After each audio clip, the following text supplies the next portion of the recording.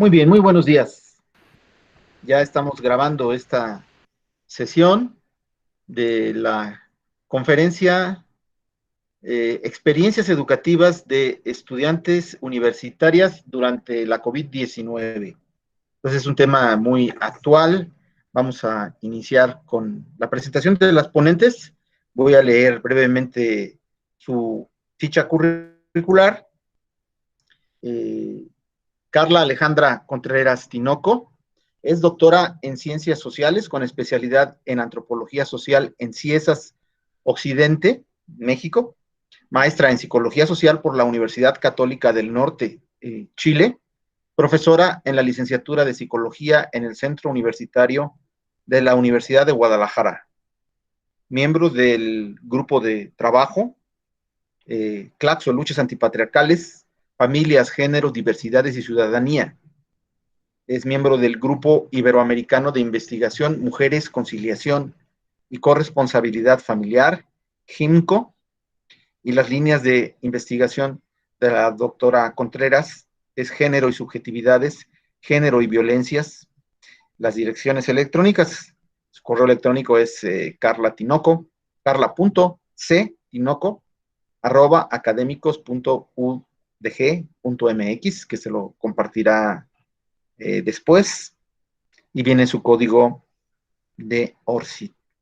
Las tres últimas publicaciones que tiene la doctora es Entre lo público y lo privado, Decisiones laborales de mujeres embarazadas en Guadalajara, en González M. y Rodríguez P. Recesión latinoamericana, gasto público y mercado laboral femenino, Ciudad de México, UNAM, Universidad de Guadalajara, en coautoría con Hernández E. en el 2019, Redes de apoyo y feminización del cuidado en jóvenes estudiantes universitarios, en Redes, revista hispana para el análisis de redes sociales, y con Castañeda L., Mujeres Madres que Trabajan, la resignificación de la maternidad en mujeres profesionistas en Guadalajara, México, en la revista antropológica, y son los datos curriculares más actualizados, una breve síntesis. Laura Nadieli Alfaro Veracoechea es doctora en psicología con orientación en calidad de vida y salud por la Universidad de Guadalajara, maestra en ciencias forenses y criminología con orientación en criminología y es licenciada en psicología. La doctora Alfaro es profesora e investigadora del Departamento de Comunicación y Psicología del Centro Universitario de la Universidad de Guadalajara.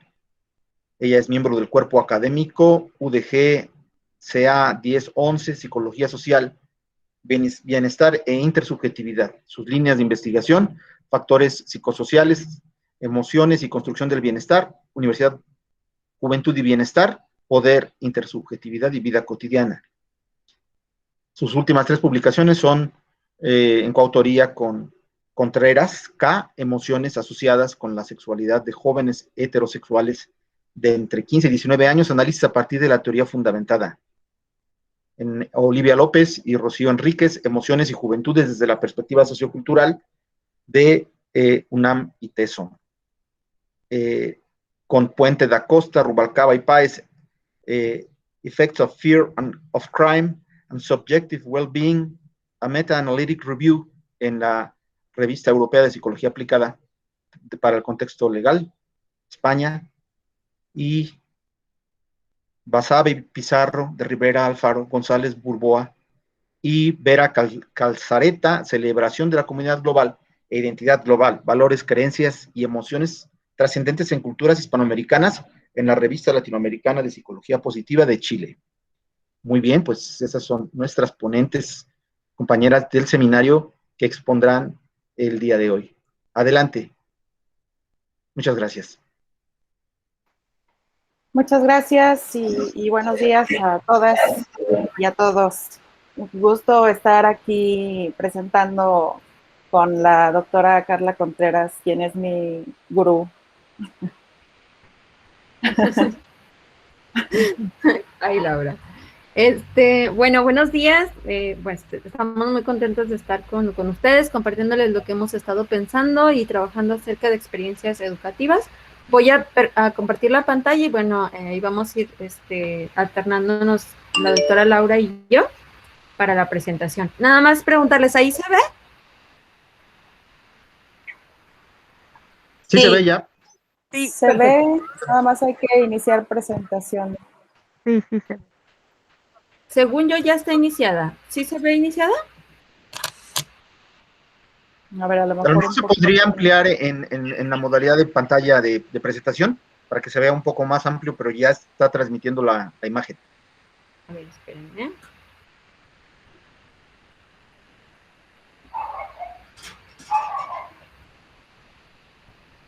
Ahí se debería de ver la pantalla completa. ¿Sí se ve? No, no se ve completa. Se ve la pantalla, pero no la presentación como tal. O sea, se ven las Completa. diapositivas, Al lado.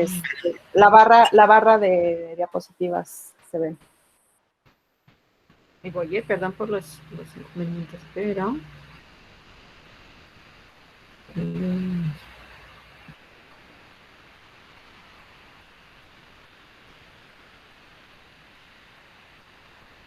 Y pues, ahí yo creo que se Ahí debe de está. ver. Sí, ahí Ahí está. está. Se ve perfecto. Ya. Muy bien, Excelente. gracias. Bueno, nosotros hemos titulado a la presentación Experiencias educativas de mujeres estudiantes universitarias durante la COVID-19. Y yo les voy a contar un poquito acerca del contexto. La presentación va a estar organizada en 5 grandes apartados: el contexto, el marco teórico, la descripción del método, los resultados y la discusión.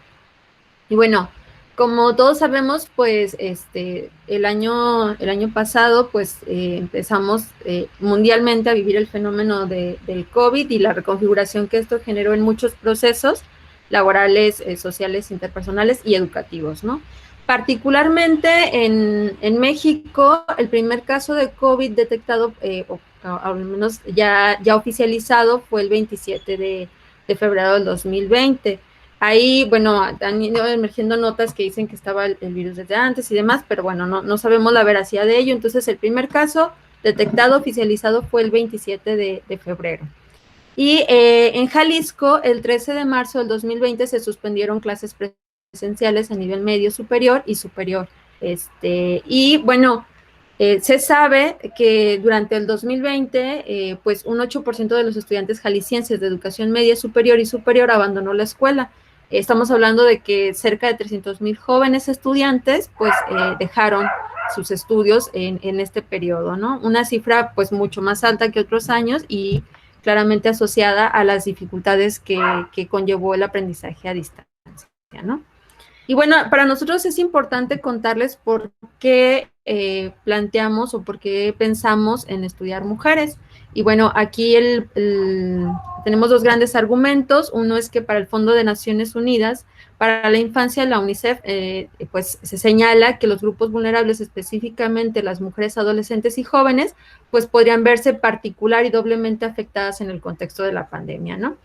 Y otras encuestas, como la encuesta para la medición del impacto del COVID en la educación, que hizo el Instituto Nacional de Geografía y Estadística en el 2020, reportan que en México 2.5 millones de mujeres no se inscribieron en el ciclo escolar 2020-2021 por causa del COVID.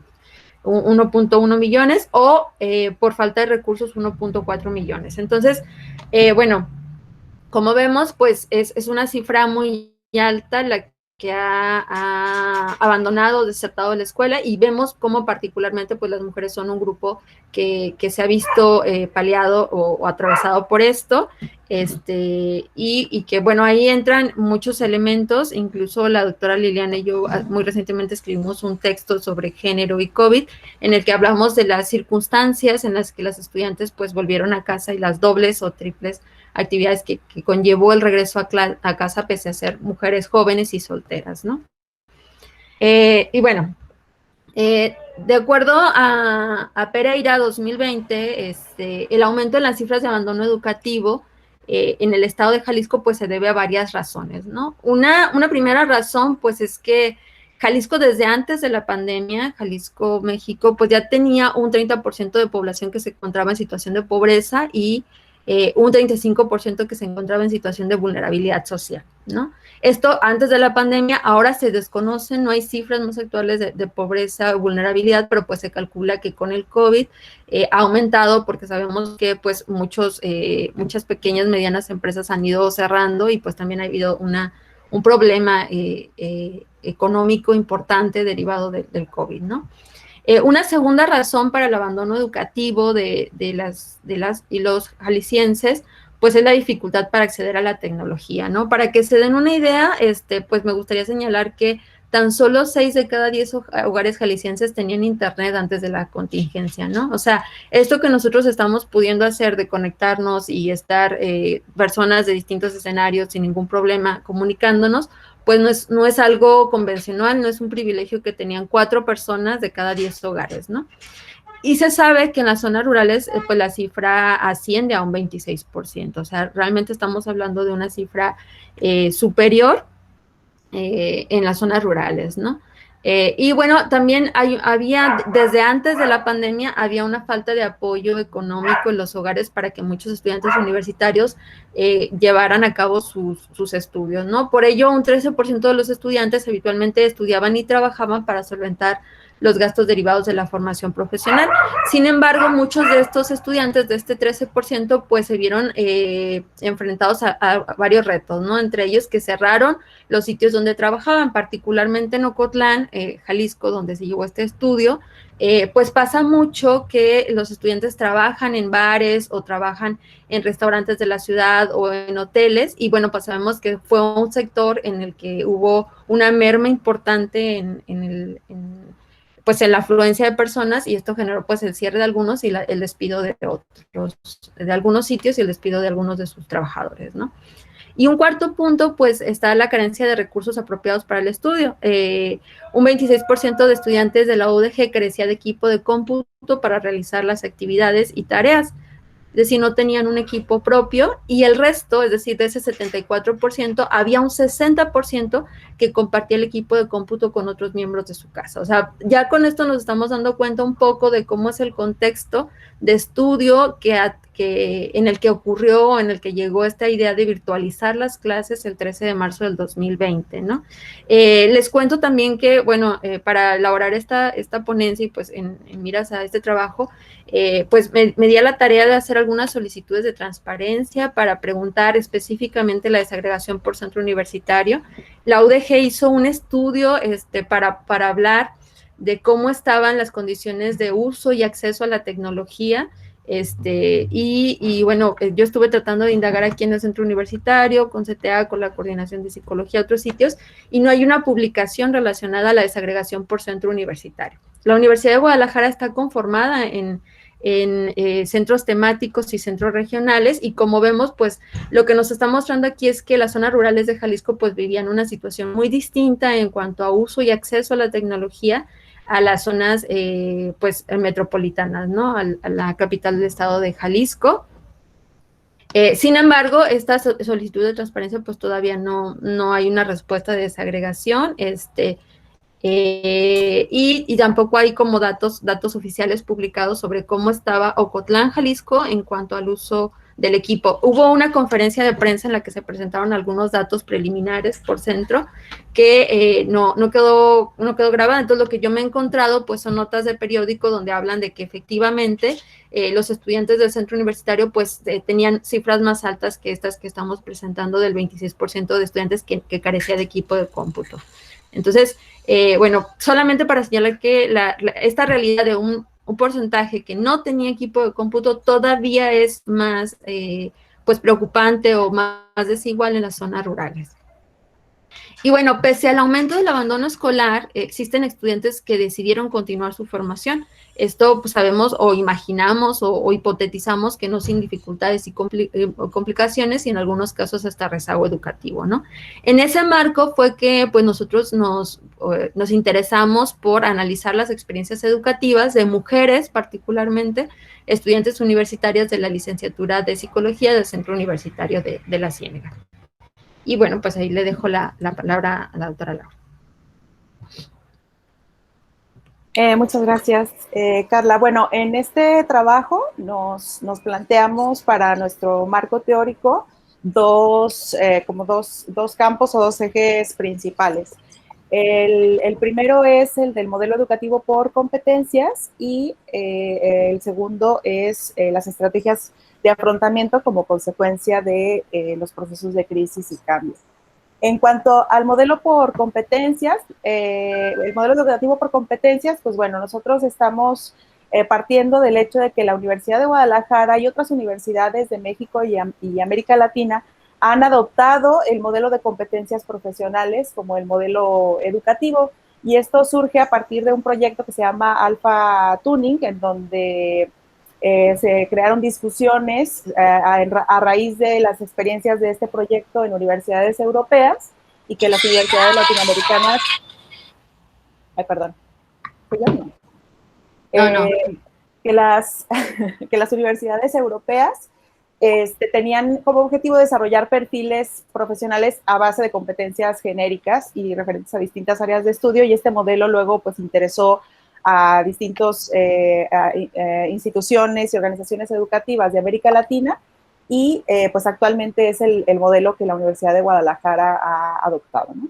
Y bueno, vamos a entender las competencias profesionales como una estructura psicológica compleja que integra formaciones cognitivas, lo que vamos a reconocer como habilidades, formaciones motivacionales, que se refieren a intereses, valores e ideales, pero también recursos de personalidad, como la cuestión de la perspectiva, la perseverancia, la flexibilidad y la reflexión, que se deben ver manifiestas en el actuar profesional del individuo, o sea, que se tienen que ver manifiestas en la práctica, y que garanticen un desempeño profesional responsable y eficiente. Y bueno, un plan de estudios basado en competencias profesionales va a enlazar conocimientos globales, profesionales y experiencias laborales, y tiene tres niveles de competencia: las competencias básicas, las genéricas y las específicas. Las competencias básicas se refieren a capacidades intelectuales, ¿no? Como las competencias cognitivas, técnicas y metodológicas. Las competencias genéricas se orientan a situaciones de práctica profesional que requieren respuestas complejas, y las competencias específicas se vinculan a condiciones específicas de ejecución y que son la base del ejercicio profesional en las distintas áreas, ¿no? Y una cosa muy importante es que en el modelo educativo por competencias se requiere una modificación del rol del profesor y del alumno, en donde en un modelo tradicional y vertical, pues se pasa a un modelo mediador y facilitador del aprendizaje por parte de los profesores, y que requiere que los profesores tengan pues una cuestión de innovación en las estrategias de enseñanza para orientarse a la transferencia de aprendizajes a contextos reales, y que utilicen actividades diversas, adaptadas y orientadas al desarrollo de capacidades de autoaprendizaje, ¿no? Entonces, esto es lo que nos dice el modelo educativo en competencias, y que las estrategias más utilizadas en el modelo educativo por competencias pues también incluyen las basadas en la tecnología, la educación digital equitativa, y también incluir a los estudiantes como creadores de contenido, ¿no? Como explorar y vivenciar la educación en modalidad de aprendizaje virtual. Entonces, partimos de que el modelo educativo por competencia ya tiene un modelo orientado a el aprendizaje basado en proyectos, aprendizaje basado en problemas, y sobre todo, pues un aprendizaje centrado en el alumno y el uso de las tecnologías. Y bueno, en el segundo... y este uso de las tecnologías, a raíz de la contingencia, pues pasaron de ser un recurso adicional o una herramienta para la clase presencial para desempeñar un papel central en las metodologías para el modelo de enseñanza-aprendizaje en lo que consideramos como la era post-COVID. Y en el otro punto, con respecto a las estrategias de afrontamiento, pues aquí lo que nosotros argumentamos es que la inmediatez con la que se implementaron las medidas sanitarias derivadas de la emergencia por COVID-19 representaron para los estudiantes y para los profesores y para los administrativos y toda la universidad un cambio repentino, ¿no? que se convirtió en un factor estresor para todos los implicados, y que las estrategias de afrontamiento pues, son definidas como los esfuerzos cognitivos y conductuales para manejar demandas específicas internas o externas que exceden los recursos de las personas, ¿no? Entonces, en procesos de cambio y en procesos de crisis, las estrategias de afrontamiento pues son esos esfuerzos que nosotros hacemos para manejar estos estresores. Pues hay diferentes clasificaciones para las estrategias de afrontamiento, pero nosotros estamos considerando que hay clasificaciones basadas en afrontamiento activo y pasivo, afrontamiento basado en el problema, basado en las emociones, estrategias de evitación o acercamiento y afrontamiento funcional o disfuncional. Y que, bueno, la clasificación que hace Lazarus y Folkman para las estrategias de afrontamiento incluye las estrategias de regulación emocional, que se refieren a procesos cognitivos orientados a disminuir el estrés, y que pueden incluir estrategias como la evitación, la minimización, el distanciamiento, la comparación positiva, y que pueden o no implicar una reevaluación de una situación estresante, ¿no? Entonces, este tipo de estrategias de regulación emocional pues están orientadas a mantener el optimismo, rehusarse a admitir lo peor o actuar como si lo ocurrido no importara.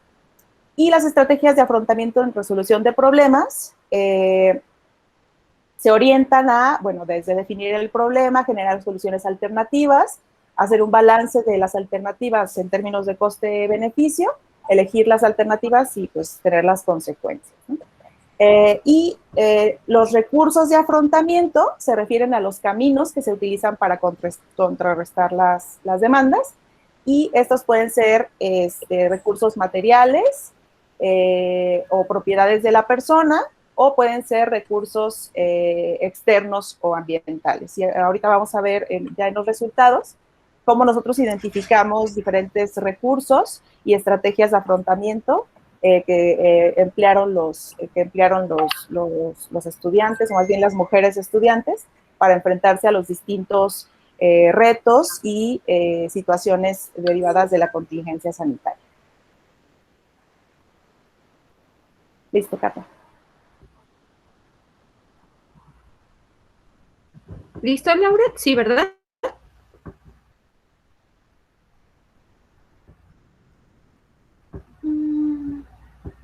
Laura, continúo, ¿verdad? Sí, Carla, listo. Ya, perdón, es que no sabía si habías terminado a complementar. Bueno, yo les voy a hablar un poquito después de esta presentación que nos hizo Laura del marco teórico, que fue el paraguas de nuestro trabajo. Les voy a hablar un poquito sobre el método. Bueno, pues el estudio es de un enfoque cualitativo, y bueno, pues dado que el fenómeno es emergente y que lo empezamos el año pasado, ahorita vamos a ver, lo empezamos entre mayo y agosto, pues lo hicimos exploratorio y descriptivo, ¿no? Nosotros queríamos saber qué era lo que estaba pasando con las mujeres estudiantes, cómo estaba siendo su experiencia, y bueno, les cuento un poco que la motivación de esto fue, pues como docentes, ¿no? O sea, viendo las y los estudiantes que constantemente, pues, nos estaban externando las dificultades que estaban teniendo para el aprendizaje, pero también, pues, a veces correos solicitando información muy puntual de cosas como, no sé, entrar a Meet, que es Zoom, etcétera. Y bueno, quisimos saber cómo era esta experiencia, ¿no? Entonces hicimos pues un diseño biográfico narrativo, y la estrategia consistió en que le pedimos pues a distintas estudiantes voluntarias que nos hicieran un autorrelatos libres de su experiencia de aprendizaje y estudio durante la pandemia, ¿no? Estos relatos fueron escritos entre mayo y agosto del 2020, y pues el análisis de los datos fue inductivo, y hicimos un análisis de tipo hermenéutico interpretativo, ¿no? Que consistió pues en la identificación de las categorías, y luego ya en los ejes analíticos más amplios. Y bueno, pues le vuelvo a ceder la voz a Laura. Y listo, Laura. Ahí tú me vas indicando cuando vaya avanzando, ¿eh? Sí, muchas gracias, Carla. Bueno, en los resultados, como viene aquí en la diapositiva, nosotros ubicamos 3 categorías emergentes de análisis a partir de estos autorrelatos. El primero de ellos se referían, las categorías y los fragmentos se referían más bien a la evaluación de la calidad en el proceso de enseñanza-aprendizaje. La segunda categoría se refería a los retos del trabajo académico en línea y las estrategias de afrontamiento utilizadas en este campo. Y por último, una categoría que también surgió de las ventajas de la educación en línea a través de la pandemia. Y aquí cabe aclarar que hubo una categoría que consideramos que estuvo atravesando las otras categorías emergentes, que es el factor económico, ya sea de desigualdad económica o de posibilidad económica en el caso de algunas estudiantes. Si pasamos a la siguiente, Carla, gracias. Aquí está pues un pequeño esquema de, bueno, estos ejes principales que acabo de mencionarles y las subcategorías de análisis en el contenido de las narraciones de las participantes. Entonces, en el primer eje de evaluación de la calidad en el proceso de enseñanza-aprendizaje, ubicamos que había distinción entre los relatos que hablaban de el trabajo del docente, en donde se destaca, pues bueno, un reconocimiento de las cualidades o no de los profesores, y el desempeño del alumno, en el que los participantes dan cuenta de sus motivaciones y estrategias utilizadas en el trabajo en línea. Posteriormente, en la categoría de retos del trabajo académico en línea, estrategias de afrontamiento, existen dos subcategorías, que es la conectividad y el uso de la tecnología, y el otro punto es la sobrecarga de actividades que las alumnas identificaron pues también como importante, y a partir de esto nosotros generamos otras categorías de las estrategias utilizadas para enfrentarse a estos retos. Y por último está el eje de las ventajas de la educación en línea a raíz de la pandemia, y están ahí tres categorías, que es el aprendizaje de recursos y herramientas tecnológicas. Ahí me disculpo porque tuve un error. La segunda categoría se llama aprendizaje autogestivo, y la tercera ventaja la ubicaron como ahorro económico y en tiempo de traslado. Ahí está repetida la primera categoría. Si pasamos a la siguiente, pues aquí en los resultados lo que vamos nosotros a ubicar es que pues estamos poniendo la categoría, la subcategoría y un fragmento que dé cuenta de lo que las alumnas más bien relataron en sus biografías, ¿no? Aquí en esta categoría del trabajo del docente, pues bueno, se destacó el rol del profesor en el acompañamiento en las actividades académicas.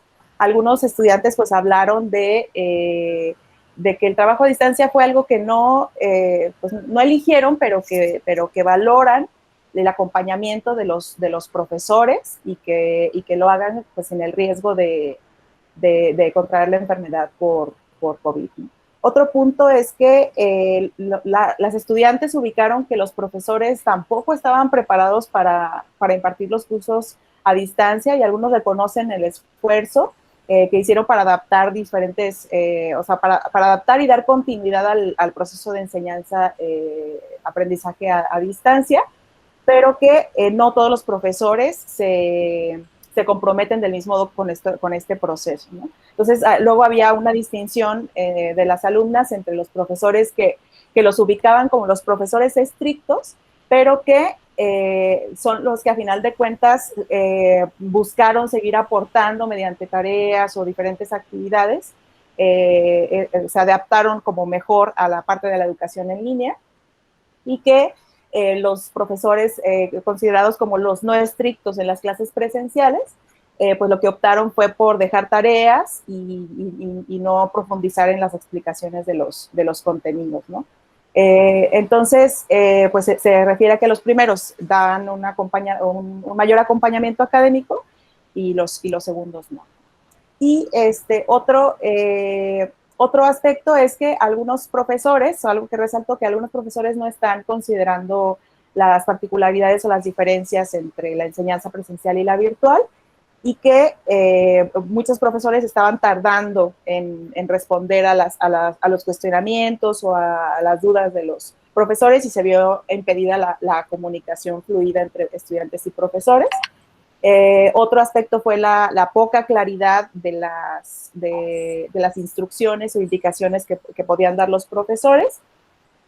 Y otro aspecto es que algunos profesores no mostraron flexibilidad en la cuestión de el acceso al Internet y que no todos los profesores podían conectarse durante el tiempo de clase o a veces por la misma conexión no podían entregar las tareas a tiempo y que los profesores parecían inflexibles al menos en este primer tiempo, ¿no? En donde nosotros recopilamos estas narraciones. La siguiente, por favor, Carla. En cuanto al desempeño del alumno, que es la segunda categoría de este primer eje, aquí nosotros ubicamos que, los estudiantes, pues sí, destacaron la interacción con los profesores, pero también con los compañeros de clase como forma de resolver dudas y comprender mejor la información, ¿no?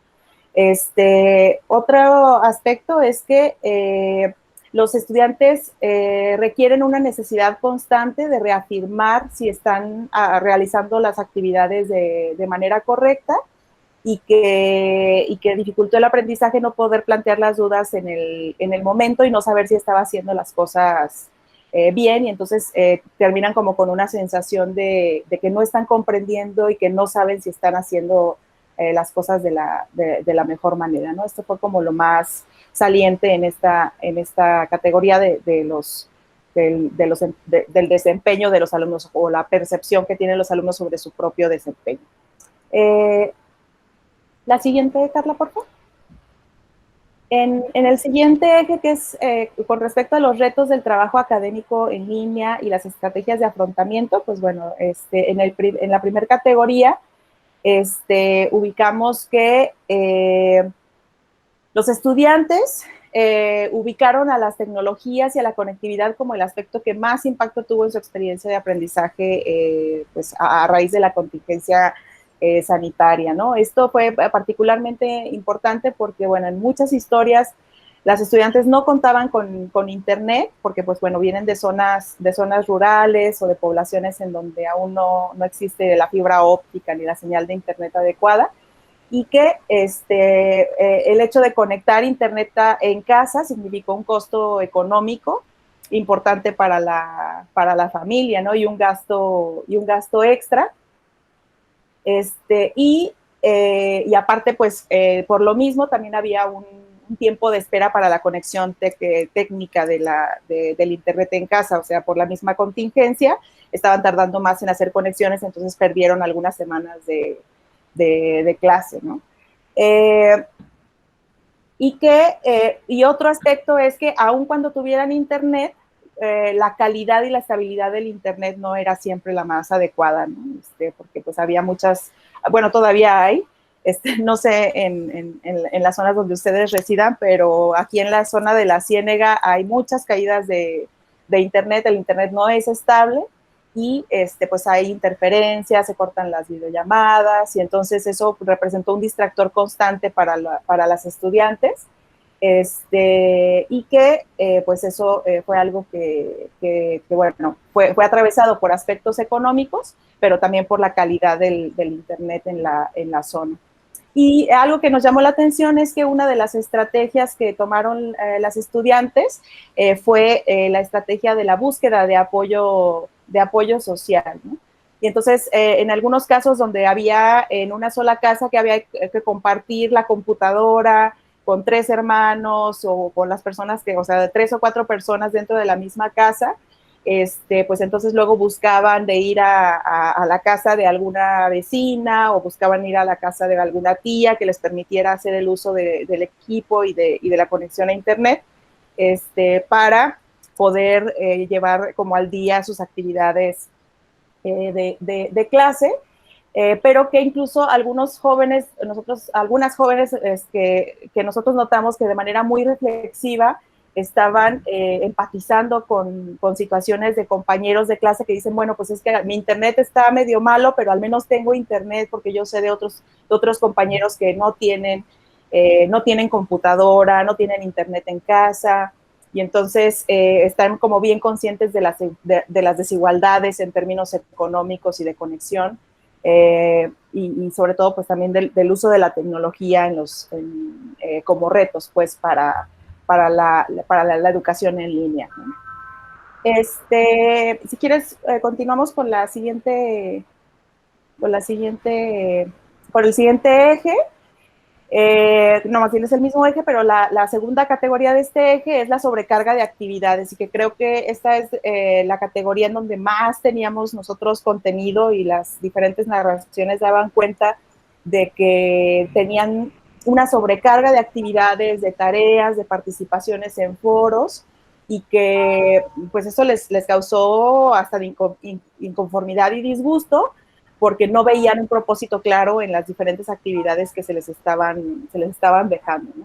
Y entonces algunos profesores de repente les dieron muchas más actividades que las que normalmente les dedicaban en las a clases presenciales, y que eso pues ocasionó que los estudiantes en general pues refirieran una sensación de sentirse abrumados, sobrepasados y estresados, ¿no? Y entonces eso se juntaba con el hecho de que algunas de las estudiantes tenían que haber empezado a trabajar para aportar en casa, el hecho de que varias personas tuvieran que utilizar él o los mismos dispositivos, y que la conexión no fuera tan adecuada, pues eso luego como que aumentaba este estrés, o pues sí, este proceso de las demandas, ¿no? Y sentir que no podían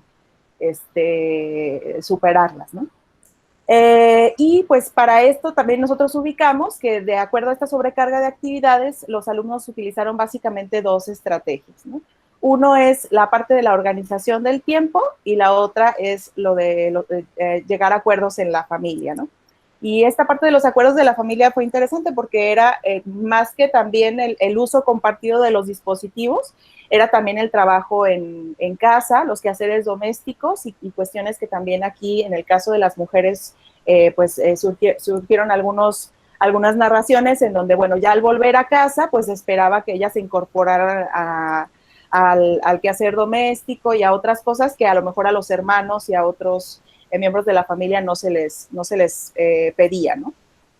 Entonces, como vemos en este fragmento que dice en acuerdos de la familia, pues es un caso de que tuvieron que llegar a estos acuerdos para distribuir las tareas del hogar, y que pues así pudieran todos de alguna manera pues avanzar en sus múltiples actividades. Y la otra parte, en la cuestión de la organización del tiempo, lo que nos dimos cuenta es que una cuestión que surgió fue la parte de la procrastinación, como vemos en este fragmento, ¿no? Porque los alumnos lo que hacían entonces era como ir al día, y luego pues digamos, si tenían varias actividades, pues luego dejar para después las que eran para después. Entonces eso pues fue una estrategia que, bueno, no es una estrategia de afrontamiento adecuada, sino que la procrastinación fue una de las estrategias como de evitación que se utilizó en estos retos del trabajo académico. Pero otras estudiantes sí lograron desarrollar habilidades y cualidades relacionadas con la disciplina, lo cual les permitió tener más control del tiempo y asegurarse de entregar sus actividades en tiempo y forma. Pasamos al siguiente, Carla.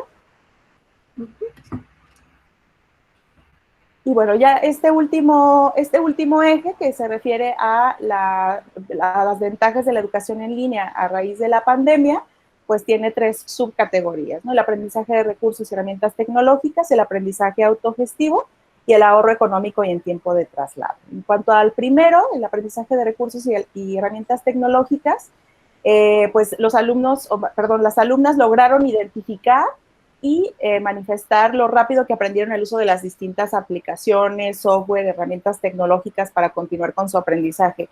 Algo que aquí pues llama la atención es que las estudiantes pues no estaban ajenas al uso de la tecnología. Todas podían contar con al menos un smartphone para luego conectarse a sus clases y demás. Pero bueno, no es lo chistoso, pues, pero la cuestión es que el uso de estas herramientas tecnológicas pues no estaba orientado a ambientes educativos, ¿no? Entonces, bueno, claro que tienen Twitter, tienen Facebook, tienen Instagram, tienen TikTok, pero no lo están utilizando para objetivos educativos, ¿no? Pero cuando se les obliga de alguna manera a migrar sus clases a plataformas tecnológicas, pero ya con un enfoque educativo, pues lo vieron como lo vieron como una ventaja y fue de alguna manera rápido el aprendizaje de estas aplicaciones para usos educativos. La otra subcategoría en cuanto a las ventajas es que algunas estudiantes hablaron de que pudieron desarrollar estrategias para la búsqueda de información, la adquisición de nuevos conocimientos para el uso de aplicaciones y herramientas, pero también con la empatía con los compañeros como un resultado, ¿no? de este aprendizaje de forma autogestiva. Y por último, la categoría de ahorro económico y en tiempo de traslado, ubicamos que, pues, al menos una de las estudiantes, pues, hablaba que, pues, el hecho o sea, como resultado de la contingencia, pues, le permitió ahorrar dinero, tiempo y dormir más, porque anteriormente se levantaba muy temprano para ir a la escuela, que a lo mejor era una hora y media de traslado, y que, pues, se ahorró, ahora sí que tiempo, dinero y esfuerzo, y que eso lo vio como, yo creo que una de las mayores ventajas en la educación en línea. Listo, Carla. Muy bien, gracias, Laura. Bueno, yo les voy a hablar un poco de algunas ideas que hemos ido trazando la doctora Laura y yo para discutir, ¿no? O que al menos nos parecen muy, muy interesantes y que dan mucho para pensar en el contexto y también desde nuestro marco teórico estos resultados, ¿no? Por un lado, una cosa que nos llama mucho la atención y que nos ha hecho pues cuestionarnos también el tipo de enseñanza-aprendizaje que estamos llevando es que, bueno, en el plan de estudios de la licenciatura de psicología, de donde son estas chicas participantes, se declara que estamos trabajando por modelo por competencias, ¿no? Como ya se los presentaba Laura en el marco teórico. Sin embargo, esta situación del COVID, de la pandemia y del aprendizaje a distancia, pues ha mostrado la inoperancia del modelo en la práctica docente, o sea, y en el aprendizaje en sí mismo, ¿no? O sea, el modelo por competencias está basado en la idea del saber hacer, en la idea del saber ser y en la idea del aprendizaje basado en proyectos, problemas y el uso de las tecnologías, como ya les hablaba la doctora Laura. ¿Y qué es lo que nosotros nos encontramos? Pues nos encontramos con estudiantes con mujeres estudiantes que nos dicen que extrañan mucho este modelo donde el profesor les decía qué hacer, les orientaba, explicaba y ellos tenían una posición más pasiva, ¿no? Entonces, algo que nos llama mucho la atención, pues es que a lo mejor en teoría se estaba trabajando desde el modelo por competencias, pero los estudiantes no tenían este aprendizaje autogestivo, esta idea de estar constantemente desarrollando proyectos o usando las tecnologías, ¿no? Y que la pandemia les ha obligado y ha obligado a muchos de los docentes también a encaminarse pues al desarrollo de estas habilidades, ¿no? Otra cosa que nos parece muy significativa, muy interesante a partir de lo que les comentó Laura, pues es el poco dominio de las tecnologías de la información y la comunicación con fines educativos, tanto por parte de profesores como por parte de los estudiantes, ¿no?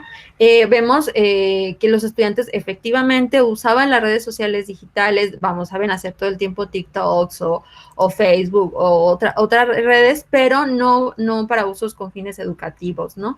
Entonces, cuando había que hacer, por ejemplo, un video editado o conectarse a alguna plataforma para una clase sincrónica específica o hacer uso de algún programa como Canva o un mapa específico, bueno, pues eso les generaba mucho conflicto. Sin embargo, como Laura lo ha ido mostrando, pues muchos de las estudiantes participantes del estudio pues nos hablan de que tuvieron un proceso sí de desestabilización, de conflicto, pero que ahora dominan eso y lo lograron dominar de manera pues muy vertiginosa y como muy, muy pronta, ¿no? Y eso lo valoran positivamente las estudiantes.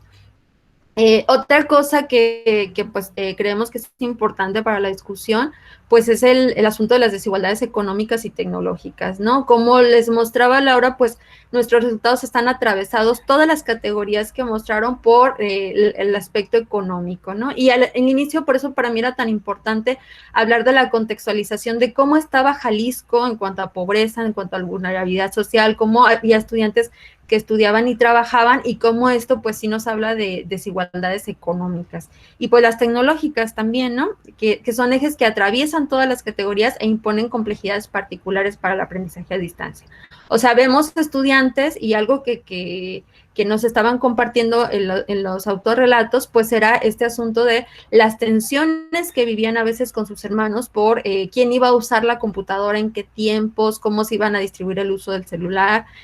Hay familias con 4 o 5 miembros que había que hacer estas negociaciones, pero también vemos estudiantes que, como ya lo vimos en el relato de una de las chicas, pues tenía que irse a la casa de una tía o de una vecina para lograr tener o enviar la tarea a tiempo o conectarse y demás, ¿no? Y bueno, en este sentido me gustaría destacar también como parte de la discusión, pues la importancia de las redes de apoyo social de tipo familiar, ¿no? Y que coincide con lo que han mostrado estudios previos que han trabajado el apoyo social y cómo la familia extendida, tanto la nuclear como la extendida, son muy importantes para el apoyo de los y las jóvenes. Entonces, bueno, ese es un tercer punto que nos llama mucho la atención, que nos parece que da mucho para la discusión y para seguir pensando las circunstancias en que estas mujeres están afrontando, experimentando y acercando a la educación. Y también aquí, pues, un cuarto punto es pues el uso de recursos personales e informales para afrontar el proceso de enseñanza-aprendizaje, pero muchas veces no hay una gestión o búsqueda de un apoyo de tipo institucional. Por ejemplo, la Universidad de Guadalajara ofreció el préstamo de equipos de cómputo a estudiantes y también ofreció bueno, algunos estudiantes, obviamente no para todos porque no había cobertura total, pero sí algunos estudiantes quisieran la solicitud y demás, y también ofreció, después de algunos meses de la pandemia, cuando se descubre cómo está la situación tecnológica de las estudiantes, también ofreció algunos megas para que se pudieran conectar a internet. Sin embargo, nos llama la atención que ninguna de estas 20 mujeres refiere eso, ¿no? O sea, ninguna hizo uso de este apoyo institucional, más bien hablan de los recursos personales, con amigos, con compañeros, como lo decía Laura, con la importancia de la solidaridad, la empatía y el aprendizaje o la comunicación con los compañeros o con familiares, ¿no? También está como quinto punto, pues, y esto nos parece como un poco esperanzador, ¿no? Hay un sentir de malestar inicial por el aprendizaje a distancia. Incluso Laura y yo, en el proceso de análisis de los datos, conversábamos acerca de que había como mucha queja, ¿no? En la evaluación docente, en la carga de trabajo, había mucha queja, había como mucha mirada negativa. Pero luego los estudiantes lograron adaptarse, hacer uso de estas estrategias de afrontamiento e incluso ver los aspectos positivos que derivaron de ello, ¿no? Entonces, como les contábamos, pues este estudio se hizo entre mayo y agosto del año pasado y pues obviamente ahora, a 6 meses después de eso, bueno, quizá un poco más, pues ya tenemos a lo mejor un proceso de adaptación superior. Y esto nos parece alentador, pues también habla de las habilidades de resiliencia y de organización y de adaptación de los estudiantes, ¿no? Y muchos hablan del desarrollo y el ejercicio de compromiso con su propia enseñanza. Muchas de estas chicas nos hablan de que empezaron a buscar información, de que se convirtieron y empezaron a ser más autodisciplinadas, y bueno, nos hablan también de un estudiante que es más activo, como el modelo de competencias propondría desde el inicio, ¿no?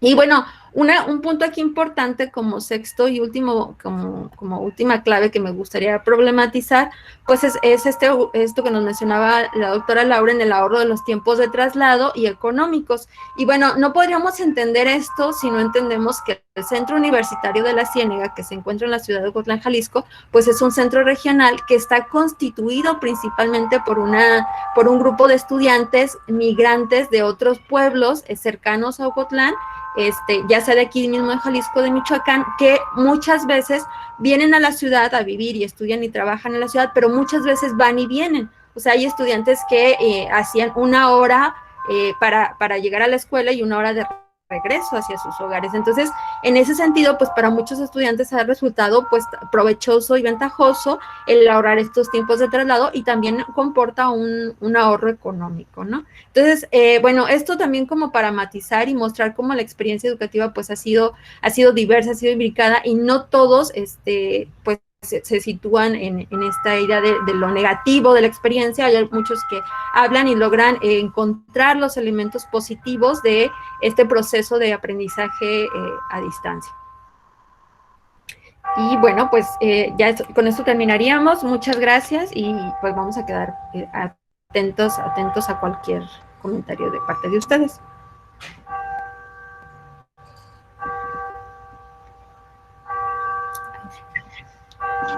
Muy bien, muchas gracias por la presentación muy interesante que acaban de hacer, además de un tema pues que estamos viviendo todavía y los cambios drásticos que se han dado en la educación a partir de la pandemia.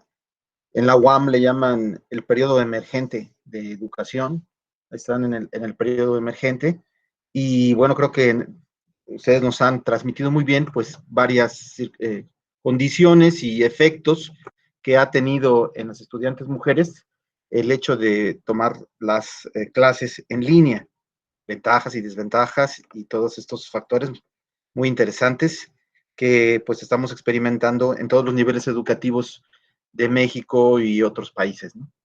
Entonces podríamos iniciar con las preguntas, los comentarios acerca de la exposición. Entonces, ustedes tienen la palabra. Liliana dice felicitaciones al trabajo y a la exposición. No sé si alguien más. Voy a abrir el chat para hacer los comentarios que vayan llegando. Permítame un momentito. Dice, excelente. Norma Torres, excelente trabajo. Doctora, soy estudiante y me vi identificada. Tiene la palabra Eduardo y después Liliana. Adelante, por favor. Hola, gracias. ¿Qué tal a todos? Pues yo también felicitarlas por el trabajo. Creo que abordaron un tema pues del que todos tenemos, digamos, muchas inquietudes, ¿no? Ahora que somos, bueno, nos toca, digamos, la contraparte del fenómeno, es decir, la parte de los docentes.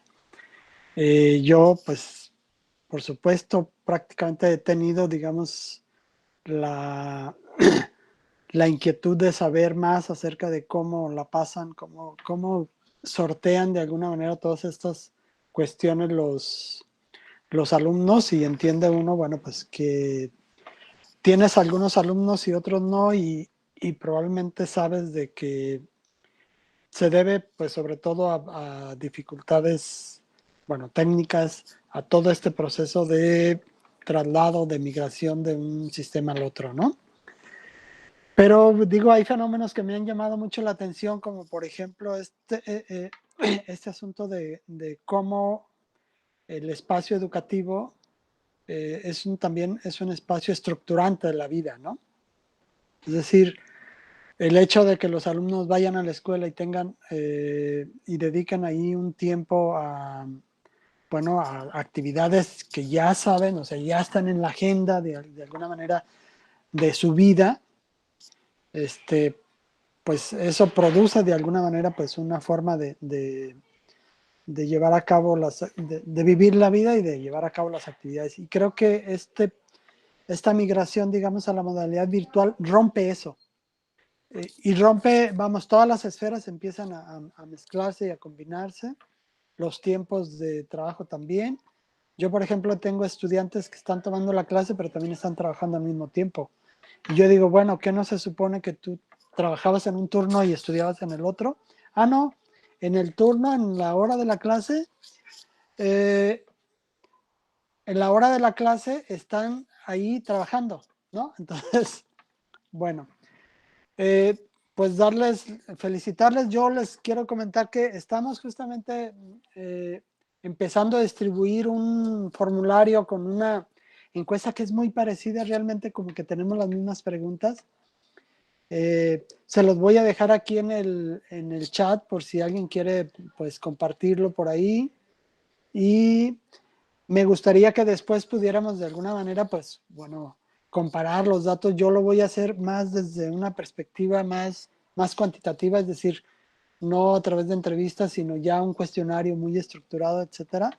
Lo van a ver si ustedes tienen una oportunidad y realmente exploramos pues casi lo mismo, ¿no? Yo diría. Entonces vamos a acumular más datos cada vez más, ¿sale? Yo ahorita me tengo que retirar y pues bueno, nada más quería felicitarlas por eso. Muchas gracias, doctor, y tomamos nota que puede ser un enfoque interesante esto de la institución o de la escuela como espacio estructurante de la actividad académica. Muchas gracias. Sí, muchas gracias, doctor. Hasta luego. Muchas gracias, Eduardo. Y en el orden de que le han levantado la mano, está Liliana, después Angélica, Genoveva y Rosalinda. Entonces, Liliana, por favor. Bueno, ya le puse en el chat, pero otra vez felicitaciones a las dos. Me encanta el proyecto. Y yo solamente quería preguntar, digamos, cosas que creo que no preguntan, ¿no? Pero no sé si se alcanzarían a empezar a leer a partir de los datos que están presentando, ¿no? O sea, una tiene que ver con esto que decía Eduardo justamente en relación a cómo la idea de la modalidad virtual es una idea que además los chicos piensan les permite hacer otras cosas. Es decir, parecería, ¿no?, que el que sea virtual no es que vaya yo a sentarme con toda mi concentración y a tener mi espacio y mi tiempo dedicado para eso, sino que la modalidad virtual abre la posibilidad para estar haciendo 2 o 3 cosas a la vez. Y creo que no solamente pasan en pregrado, sino también en posgrado, ¿no? Nos damos cuenta que chicos que antes hubieran tenido que trasladarse para estar en clase al 100%, ahora van en el carro tomando la clase o escuchándote, ¿no? Y uno con el Jesús en la boca de que se vayan a estrellar o cosas por el estilo. Pero, digamos, hay también un imaginario de lo que es posible gracias a la virtualidad, y eso es desafiante tanto para el estudiante como para uno como profesor, y creo que también le da ciertas características a la experiencia educativa, ¿no? Esa es una. Y otra cosa que me hacían pensar su proyecto tiene que ver con el impacto que tiene, y que ya en otras ocasiones lo hemos discutido con Carla, ¿no? Digamos, estamos con estudiantes, ¿no?, al menos en el contexto mexicano, que todavía siguen siendo primer generación universitaria, ¿no? Entonces, hay un desconocimiento total a veces de las familias. O sea, sí hay una importancia, ¿no?, de la educación universitaria, pero hay un desconocimiento de las familias a veces de qué se trata esa educación universitaria, ¿no? O sea, ¿qué implican? Entonces, me parece como bien interesante también ese desafío en el marco del volver a casa, ¿no?, con familias que no entienden que estar sentado en la computadora es estar trabajando. Yo he tenido mamás que se asoman a la clase, así que a la cámara, y yo sí, hola, ¿no? O sea, sí está en clase, ¿no? Pero también esta característica muy, muy de nuestro contexto, ¿no? Es decir, primeras generaciones universitarias de chicos cuyas familias no saben la importancia de leer y de escribir, ¿no? O de ver un video escolar, y que también creo que está muy presente en las experiencias que hemos recabado, y que quisiera saber si está también presente en lo que ustedes han recabado, y que me parece que es un elemento que hay que contextualizar también, ¿no? Sería todo. Muchas gracias, Liliana. Adelante, Carla y Laura, por favor. Bien. Pues muchas gracias, Lili. Fíjate que sí, justamente algo que dijo el doctor Eduardo, y que luego lo reafirmo contigo, es que el espacio educativo es estructurante de la vida, pero no solo de los estudiantes, también de sus familias, ¿no? O sea, muchos de los padres asumen que los hijos están estudiando cuando van a la escuela, ¿no? Y justamente lo que pasó el año pasado y que se enfrentaron muchas de las estudiantes fue pensar que estaban en casa y que estaban de vacaciones o con tiempo libre, o que estaban en su cuarto y o en una sala o en un lugar, y entonces se les podía interrumpir para que abrieran la puerta, para que llegara el del gas, para ir a hacer en el supermercado, etcétera, ¿no? Y esto que tú nos dices me parece muy, muy importante, muy pertinente, porque efectivamente, o sea, no hay, como la virtualidad nos quita este espacio estructurante, pues justamente lo que pasa es que no hay un tiempo y a veces tampoco, no hay un espacio, a veces tampoco un tiempo destinado exclusivamente para el aprendizaje, ¿no? Y esto facilita algunos procesos o estrategias de afrontamiento inadecuadas, como la procrastinación, como el posponer las cosas, como la mala organización del tiempo, ¿no? O sea, no tengo un espacio, no tengo una vigilancia, incluso hasta docente, que me diga cuándo puedo entrar, y yo he tenido estudiantes que llegan 10 minutos antes de que se termine la sesión, con la idea de que a lo mejor se cuelan, no los veo y pueden tener la asistencia, ¿no? Entonces, este tipo de cosas habla también de cómo pues la virtualidad se ha trastocado eso, y en ese sentido me parece muy importante tu comentario. Y creo que justamente como lo dices, no se puede entender si no entendemos el perfil de los estudiantes del centro universitario de la Ciénega, ¿no? O sea, a lo mejor los estudiantes de otras ciudades o de otros escenarios pues no tienen esta lógica de ser primera generación, de tener familias que no entienden a veces lo que implica ser estudiante universitario, que no implica o que no tienen incluso las herramientas para leer o para buscar información desde sus propias casas, ¿no? A mí me ha tocado en clases, por ejemplo, que ahí en una ocasión una mamá llegó y le dijo un montón de groserías y sacó la chancla con un estudiante, y el estudiante estaba pues obviamente muy apenado, y todos los demás nos quedamos muy sorprendidos de la situación, y justamente es eso, ¿no? O sea, no entender pues lo que implica estarse conectando a las clases o hacer las tareas o las actividades en solitario. Entonces me parece muy relevante, muy, muy oportuno tu comentario, ya tomé nota, y bueno, lo vamos a también complejizar en el texto e incorporar. Muchas gracias. Nada más, bueno, un poco abonando a lo que ya comentaron, con respecto a lo que comenta la doctora Liliana de esta modalidad virtual como una posibilidad, pero también permiso para realizar otras cosas, yo creo que también hay hasta rangos, ¿no? Porque al menos yo en mi experiencia me he encontrado con alumnos que de repente prenden la cámara y resulta que están acostados en su cama, ¿no? Tomando la clase.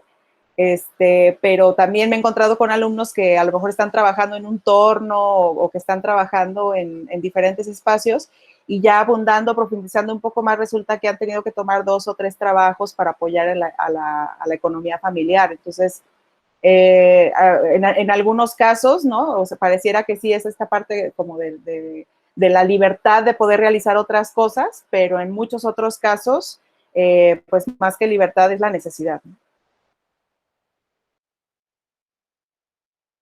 Pues muy bien, hay muchos comentarios en el chat. Cecilia, enhorabuena, Carla y Laura, grandes retos que seguiremos enfrentando. Angélica, muchas gracias. Es un tema que abona varias aristas sobre cómo viven los estudiantes la situación ante la COVID. Eduardo nos dejó el link para compartirlo y contestar el cuestionario al que hizo referencia. Estrella, me sumo a las felicitaciones. Anet García, felicidades, gracias por la excelente presentación. Un tema muy importante, las dificultades con las que nos venimos a enfrentar con la COVID-19, estudiantes y docentes. Ambas esferas impactaron de formas muy grandes y sigue siendo un reto para todos. Muchas gracias, felicidades. Y Gisela García, muchas felicidades, excelente trabajo. ¿Consideran que en el regreso a las actividades escolares normales tendrá que existir un nuevo ajuste o reorganización cognitiva por parte del alumnado y del profesorado? Es una pregunta muy, muy interesante la que plantea Gisela. Ana Julia, muy importante realizar investigaciones al respecto de la educación en el contexto de la pandemia. Felicitaciones, no sé si quieran contestar esta pregunta de Gisela, si tendrá que existir un nuevo ajuste o reorganización cognitiva por parte del alumnado y del profesorado ahora que se regrese a la nueva normalidad, a la anterior normalidad, o ya no sé. Yo considero que estas estrategias de afrontamiento que los estudiantes han desarrollado a partir de la contingencia, yo lo que esperaría, ¿no? Es que puedan incorporar estas habilidades para ahora sí hacerla, o sea, digamos, tanto los profesores como los alumnos, de poder realmente hacer la aplicación de un modelo centrado en el estudiante, con actividades y con estrategias de aprendizaje orientadas a proyectos, a problemas, que, o sea, que realmente puedan ver esa aplicación, pero ya con la ventaja de poder acudir a escenarios distintos para poder realmente desarrollar esas habilidades en la práctica, ¿no? Digo, es mi esperanza, pero lo que sí es que yo me he encontrado, al menos en los cursos que tomamos, porque la Universidad de Guadalajara nos llenó de cursos al inicio de la contingencia, entonces estuvimos tomando cursos y cursos y cursos de modelos híbridos, de aprendizaje centrado en el estudiante, de la era del aprendizaje digital y bueno, un montón de cursos.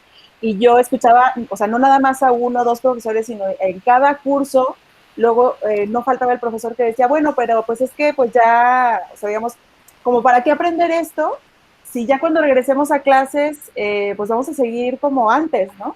Y entonces, pues fue algo como que a mí me llamaba la atención porque yo decía, no, pues, o sea, como que al contrario, para mí sería muy padre poder utilizar las plataformas que a lo mejor yo ya utilizaba, pero que yo las estaba utilizando como un repositorio para subir información que los alumnos pudieran tener de consulta y que ahora me ha dado, o sea, a raíz de la contingencia me ha dado la oportunidad de buscar otras formas de aproximarme a los estudiantes y de empezar, por ejemplo, a grabar mis clases, darles tiempo a los estudiantes para que tengan más flexibilidad en sus horarios y demás. Y que entonces yo esperaría como tener las ventajas de esto, pero pues, con las mayores desventajas de también poder ver aplicados en la práctica y que los alumnos verdaderamente ejerzan esas competencias, ¿no? Digamos, es mi sueño guajiro, pero habrá que ver. Sí. Bueno, a mí me gustaría Adelante. completar muy brevemente o señalar pues muy brevemente que sí, pienso exactamente igual que con Laura. Identifico que sí hay una fantasía tanto de profesores como de estudiantes a volver al viejo modelo educativo, ¿no?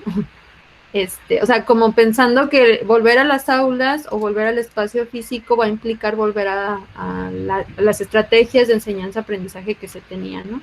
Y justamente lo que nos ha mostrado esto y que era una de las críticas que instalábamos es que no estaba operando el modelo educativo por competencias como debería estar operando, ¿no? Y donde el estudiante tenga una mayor centralidad, donde el estudiante tenga una actitud más activa, más proactiva y donde el profesor sea un acompañante facilitador del proceso que ofrece múltiples herramientas y estrategias, ¿no? Entonces creo que sí definitivamente pues la expectativa o el deseo es tener un ajuste, una reorganización para que el modelo de enseñanza-aprendizaje pues sí sea el declarado en los programas educativos, ¿no? Y para que los estudiantes tengan una participación más protagónica de su propio proceso, ¿no? Muchos estudiantes justamente en el aprendizaje a distancia es que empezaron a identificar pues que hay que participar, o sea, que hay que hacer las cosas y hay que estar opinando en los foros y en las actividades porque pues a veces estaban habituados, no digo que todos, por supuesto, pero sí había algunos que estaban habituados a ir al aula y escuchar lo que el profesor iba a compartir y listo, ¿no? Entonces acá el tener que hacer distintas actividades donde tú eres el protagonista de la actividad, pues implicó un reto. Entonces, bueno, eso era lo que quería complementar. Muy bien, muchas gracias. ¿Les parece si damos preguntas de tres en tres para poder darle la palabra a las compañeras que han levantado la mano? Eh, Angélica, por favor. Muchas gracias. No sé si ahí me escuchan. Sí.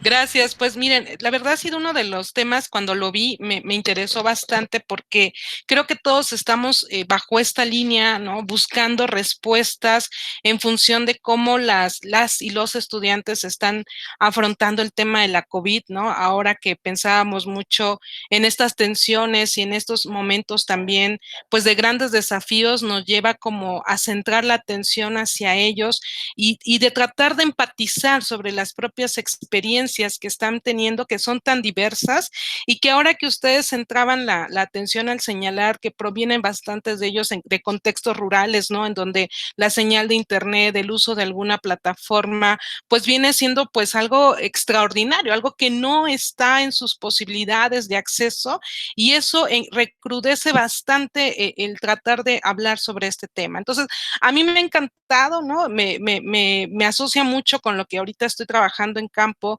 ahora asociado, por ejemplo, yo en el tema de las maternidades, ¿no? Ser estudiante, maternidades en pandemia, y justamente cuando ustedes señalaban esta estrategia de trabajo del enfoque biográfico narrativo, me hizo clic al saber que le estaban dando esta prioridad de las voces de estos protagonistas que son las y los estudiantes, y que sin duda alguna pues nos da como esta posibilidad de comprender estas experiencias y de entender este proceso que agudiza, ¿no? El sistema, la situación de la COVID en el traslado o la migración que nosotros llamábamos a la virtualidad. A partir de ello, yo situaba como 3 preguntas centrales que yo entiendo a veces cuando uno está escribiendo un artículo, un documento, salen muchas cosas que no están contempladas en los objetivos que ustedes señalan con mucha claridad, y las categorías son muy específicas. Pero a mí me gustaría saber si ustedes han realizado algún seguimiento con estos estudiantes que hayan desertado de sus estudios, porque creo que también haría falta buscar qué sucedió, ¿no? ¿Por qué han desertado? Una cuestión económica, como ustedes lo delinean aquí, que es transversal en su investigación, por una cuestión emocional o por una cuestión familiar. Entonces, no sé si hayan realizado algún seguimiento con estas personas, estudiantes que hayan desertado. La segunda es, ¿tendrán algo o han reflexionado acerca de las emociones que las y los estudiantes están viviendo ante la pandemia, ¿no? Ustedes decían el hecho de que se problematiza el uso del tiempo en cuestión de si están estudiando, si están trabajando. Tenemos los casos, escucho lo que ustedes señalan de que tengo estudiantes que estaban tomando clases en el vehículo, como mencionaba la doctora Liliana. En mi caso tenía estudiantes que trabajando y a la par estaban con su audífono tomando la clase, y para mí era muy preocupante porque yo decía, bueno, ¿qué tanto estamos comprendiendo el tema? ¿Qué tanto estamos logrando que ustedes tengan claridad de lo que se está hablando? Y cuando es una no sé, una carrera, una unidad de aprendizaje que es sumamente importante a su formación, y algo que no lo había visto y que ustedes me hicieron clic, esto de cómo lo percibían las familias, de que veían al hijo, a la hija sentado frente a una computadora, y que muchas veces la violencia que se da, a veces no siempre es verbal, a veces puede ser en otro sentido, pues se hacía presente, ¿no? Entonces ahí sí me generó, creo que algo que yo también tendría que indagar para lo que estoy escribiendo. Y finalmente, no sé si ustedes han podido encontrar algunos significados de ser estudiantes en tiempos de pandemia, ¿no?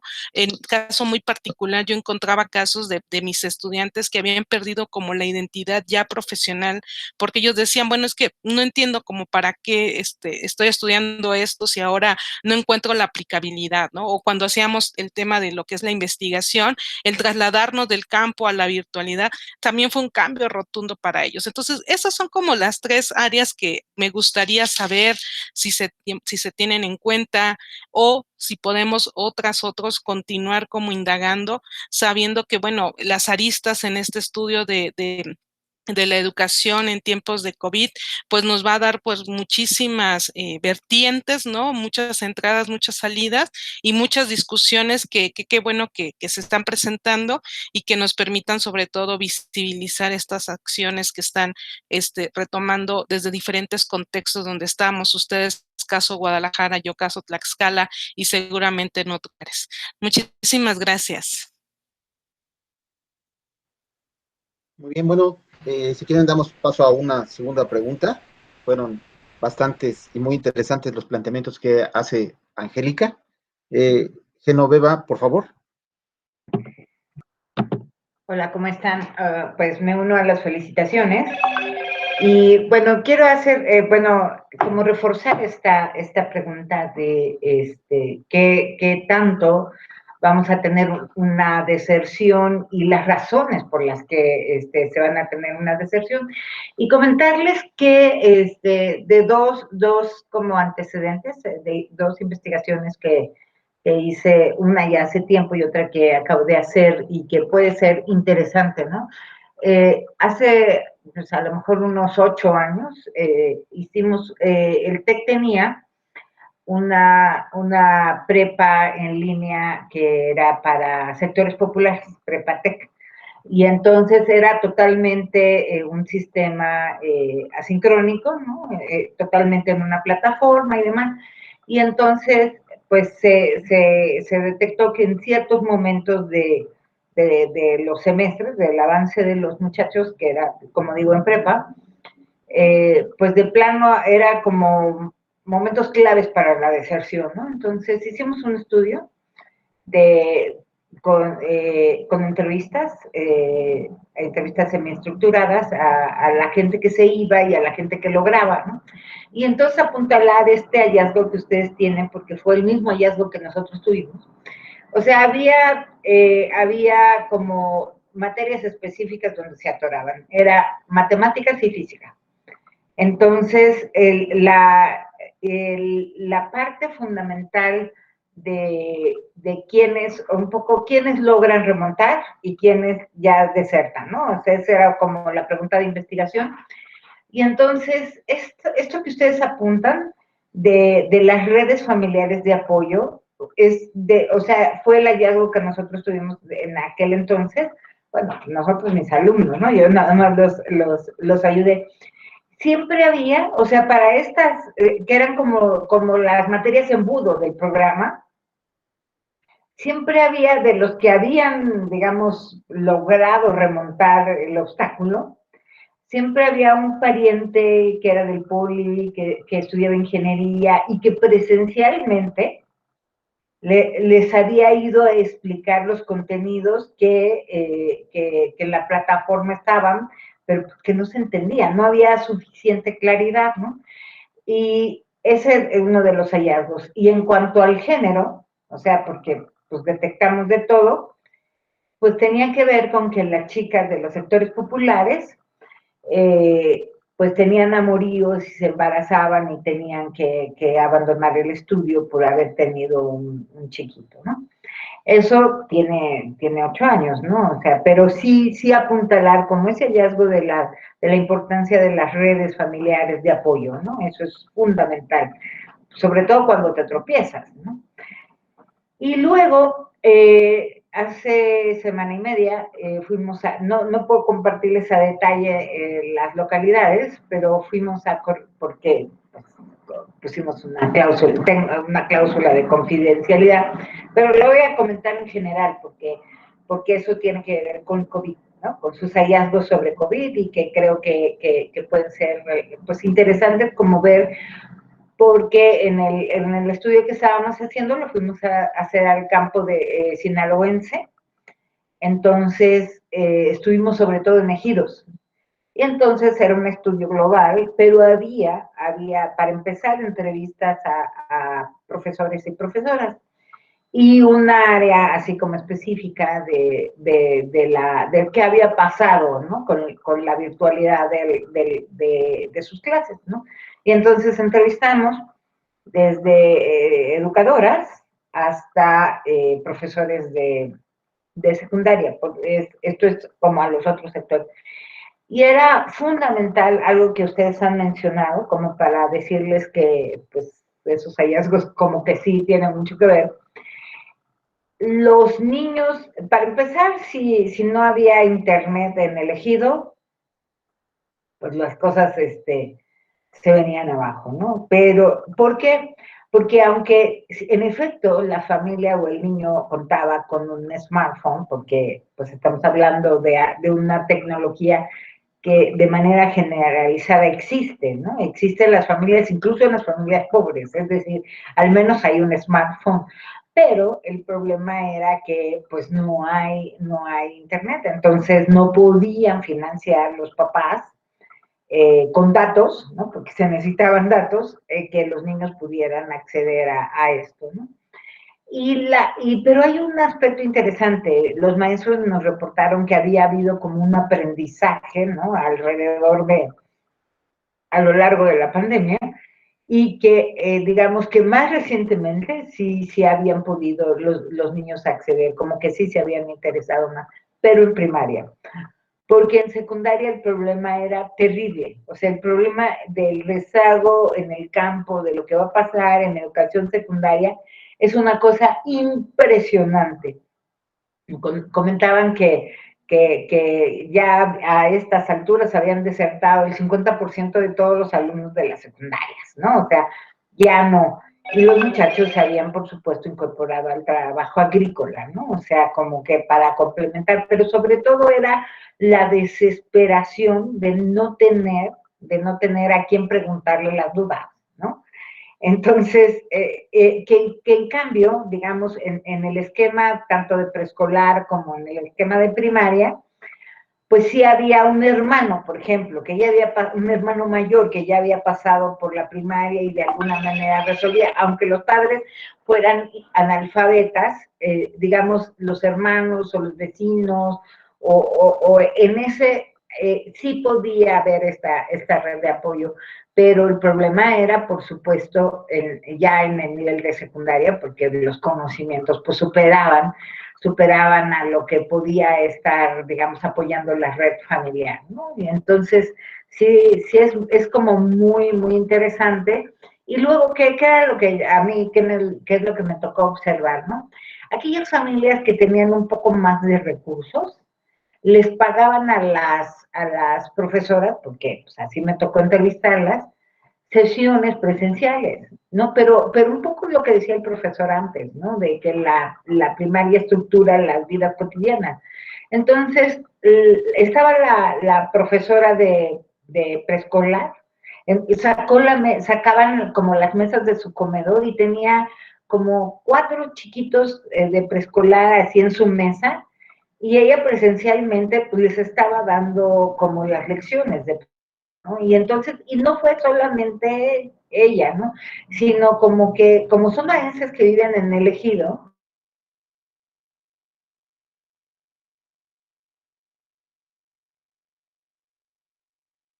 no nos encontramos ningún profe de esos, a los que les han regalado hasta carros y eso, porque van y dan sus clases con altavoces. No nos encontramos ninguno, pero y en la última que les quiero compartir era una escuela que es una escuela como entre privada y pública, porque está financiada justamente por la empresa a la que le fuimos a hacer el estudio de impacto social. Entonces es una escuela como muy bien puesta. Y ellos de plano, así de plano, entrevistamos, bueno, a mí me tocó entrevistar a los profesores, de plano renunciaron al internet. ¿Y qué estaban haciendo? Estaban preparando, perdón, que se está agotando la batería de mi computadora ya. De plano renunciaron al internet y estaban haciendo cuadernillos impresos, fotocopiados, y esto es importante, con los contenidos mínimos, o sea, con los críticos, decían, con los contenidos críticos. Y entonces las mamás iban a la escuela por el cuadernillo y eso se resolvía en casa. Ya no estaban siguiendo el programa de la SEP, ya no estaban viendo televisión, ya no estaban en internet, se fueron a la tecnología anterior, que es la tecnología de la palabra impresa, pero eso sí, no va a tener que hacerse un gran esfuerzo nacional por recuperar otros contenidos que no son los contenidos críticos, porque todos los profesores están seleccionando y todas las clases de interés están seleccionando ciertos contenidos. Entonces va a haber un gap, ¿no? Y entonces eso con los años pues va a repercutir en la educación, ¿no? Entonces, pues aportarles eso y felicitarles, por supuesto. Gracias. Bueno, Gracias. han sido dos preguntas y comentarios extensos. Creo que pues, se podrían agotar los comentarios de ustedes, sus respuestas, y damos paso a otras preguntas para terminar la sesión. ¿Les parece? Adelante, Laura y Carla, por favor. Laura, ¿quieres responder o...? Bueno, yo puedo responder algunos de los puntos, ¿no? En particular de lo que menciona Angélica, si tenemos información sobre emociones, sí tenemos, pero lo estamos preparando en otro artículo. Entonces, pues sí hay información sobre emociones y que lo que nosotros ubicamos, digo, un poco de adelanto, ¿no? Las principales emociones, pues están la angustia, el miedo, el enojo, pero también identificamos que hay algunas emociones positivas resultantes de la contingencia, ¿no? O sea, particularmente las relacionadas con la empatía y digamos, el contacto y la conexión con los otros. Y de igual manera me parece que Carla tiene información sobre la perspectiva de las familias, ¿no? En cuanto a esta cuestión de la contingencia. Con respecto a lo que menciona Genoveva, muy interesante los aportes y los estudios que nos menciona. Yo creo que justo por las condiciones de los estudiantes que son de zona rural, algo que ya mencionaba Liliana y que creo que sí coincide pues aquí con lo que nosotros tenemos, es que muchos de los estudiantes del Centro Universitario de la Ciénega son primer generación. Y entonces muchas veces estos recursos de apoyo de redes familiares, a lo mejor para resolver problemas particulares de los contenidos de las unidades de aprendizaje, yo creo que habría que explorar, pero sí considero yo que como las carreras son de reciente creación acá en la zona, que a lo mejor posiblemente no haya esa facilidad sobre todo para contenidos particulares y que mucho creo que por eso tiene que ver con que los estudiantes hayan tenido que desarrollar estrategias de aprendizaje autogestivo, ¿no? Y otro punto que me parece importante mencionar y que bueno, ya Carla completará los otros vacíos porque ella es les decía, la gurú en esto, es que da cuenta mucho de la implicación de los profesores en el proceso de enseñanza-aprendizaje, ¿no? O sea, como que también esta distinción que se hace por parte de las estudiantes entre los profesores estrictos y los no estrictos, pues habla también de una parte de implicación y de compromiso de los profesores, ¿no? Estos ejemplos que nos das de la profesora que con 4 alumnos o de los que iban, que vimos a lo mejor en redes sociales, que iban con la bicicleta pasando a dejar las tareas y todo, me parece que son muy buenos ejemplos de la implicación de los profesores en este proceso y que da cuenta ahora sí que de una adopción y un compromiso y procesos identitarios, ¿no? Como profesores, y que eso yo creo que sí convendría profundizar en otros estudios y ya como la perspectiva de los docentes, ¿no? Muchas gracias por sus comentarios. Muy bien. Bueno, yo voy a complementar algunas de las preguntas que nos hizo Angie y que me parecen muy interesantes. Muchas gracias, Angie, por los comentarios y por los aportes. Fíjate que no exploramos particularmente o no hemos realizado un seguimiento con los estudiantes que desertaron. En mi experiencia más bien como profesora, pues he tenido contacto con algunos de ellos que me han mandado mensaje o correo electrónico para avisarme las razones y bueno, ahí establecemos conversación informal, pero yo creo que sí sería muy interesante estudiar por qué están desertando y cuáles son como los aspectos de la vida privada y también de la experiencia educativa que se están atravesando y bueno, pues queda ahí abierta la posibilidad y ojalá que alguien la tome o nosotras mismas en un futuro. Tampoco exploramos los significados de ser estudiantes en tiempos de pandemia.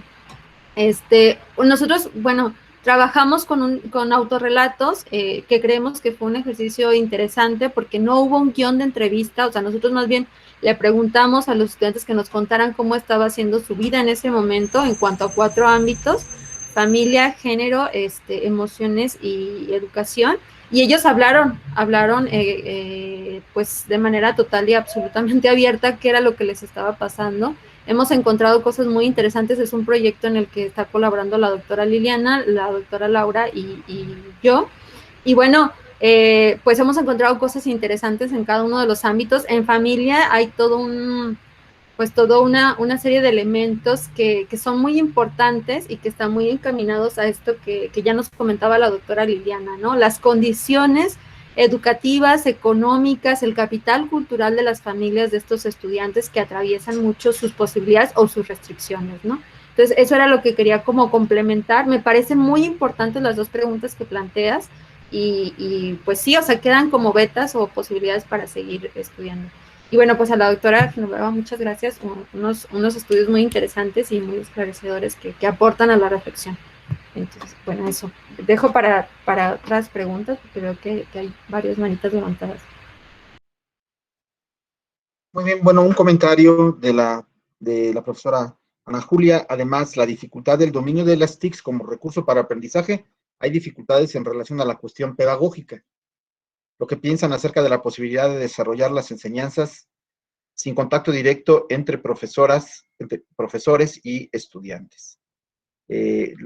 Estrella Montes, muy interesantes las preguntas y comentarios. Siento no poder quedarme a escuchar las respuestas y últimas preguntas, pero tengo que entrar a una reunión. Felicidades por el trabajo. Y bueno, está en el uso de la palabra ahora las preguntas de Rosalinda y de Norma. Por favor. ¿Me escuchan? Muchas felicidades, qué bonito tema. Considero que es obligado el fenómeno de la pandemia de COVID, pues la educación es el otro punto que como humanidad nos toca rescatar, continuar, mantenerlo, ¿no? Para mí, el COVID es, pues, Perdona, ¿sí me Rosalinda, escuchas? no se escucha muy bien tu micrófono. ¿Me escuchan mejor? ¿Sí me Creo escuchan que mejor? sí, mejor. Sí, bueno, repito nuevamente,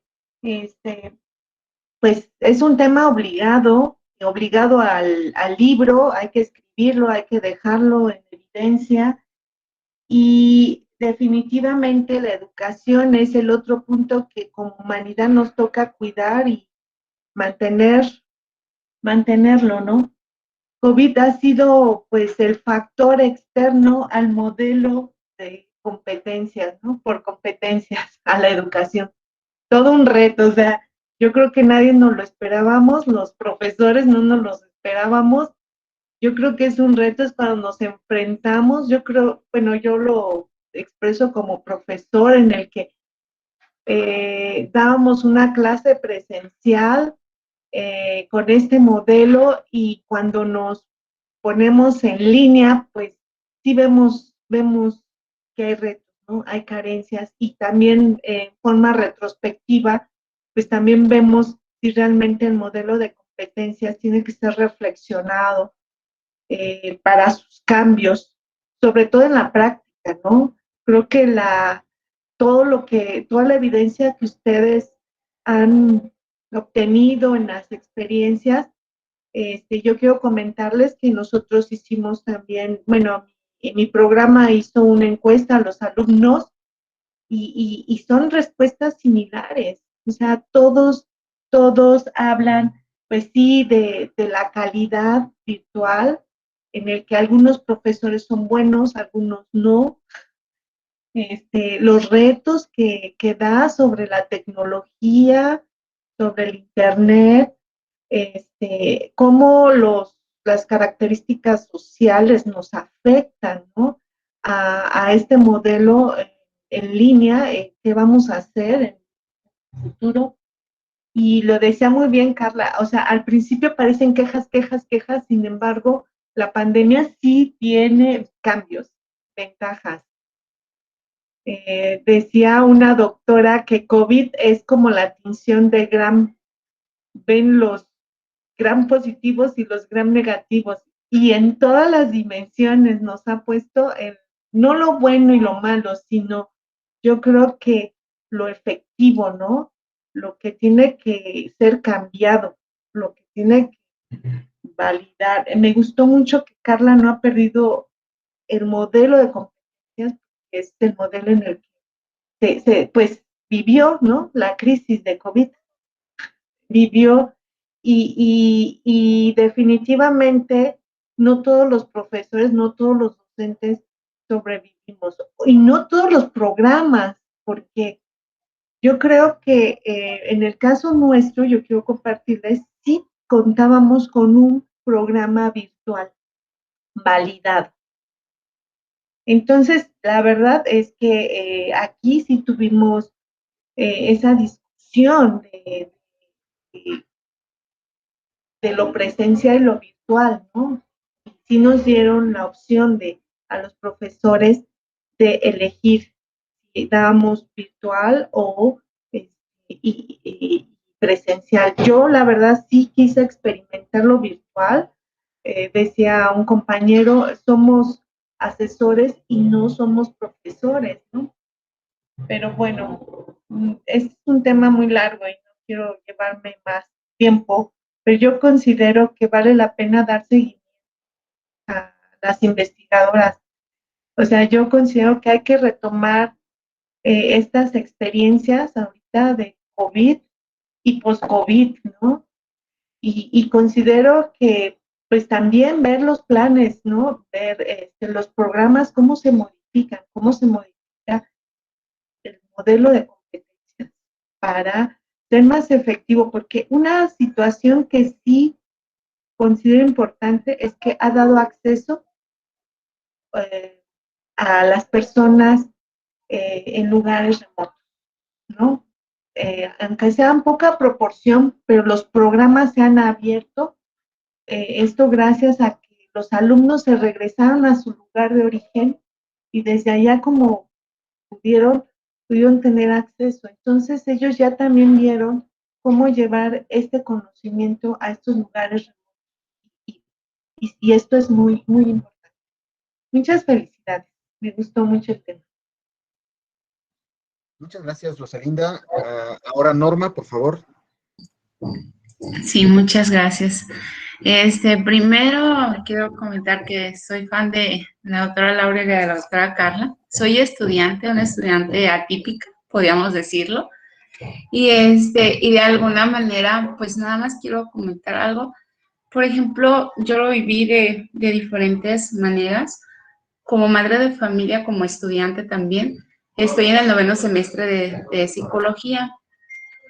Entonces, lo que yo veía es que, por ejemplo, a veces, no sé, por ahí un poquito abonando, que a veces mandábamos los trabajos y nunca nos llegaba una retroalimentación. Hasta el final del semestre, pues no sabíamos en qué estábamos, si íbamos bien, si íbamos mal, si pasamos, no pasamos, una retroalimentación o X, ¿no?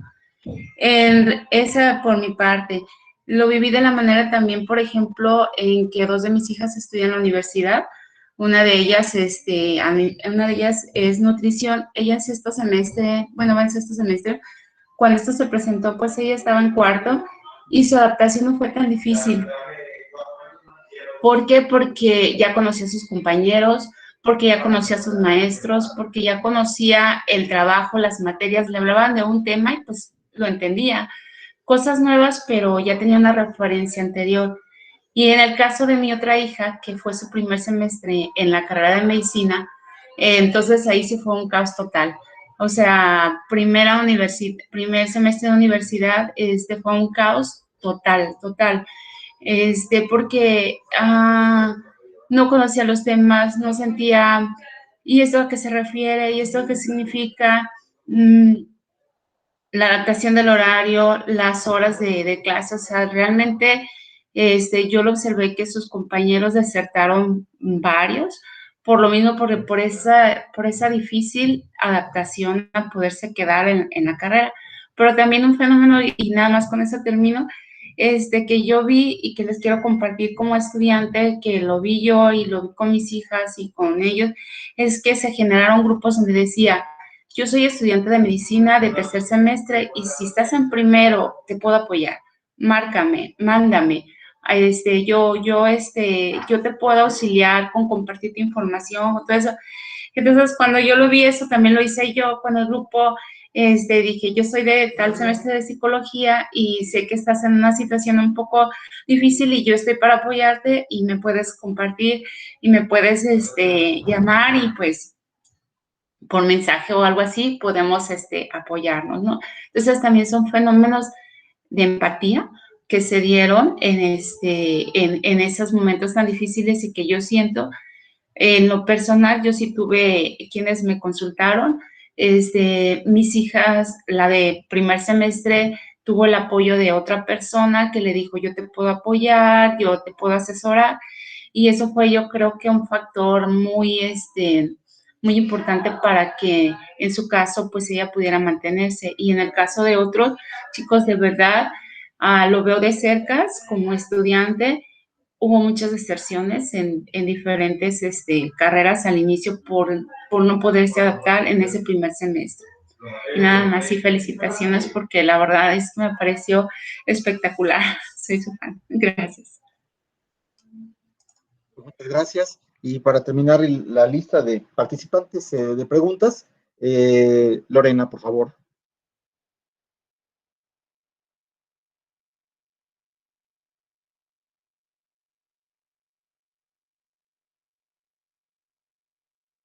¿No tienes sonido?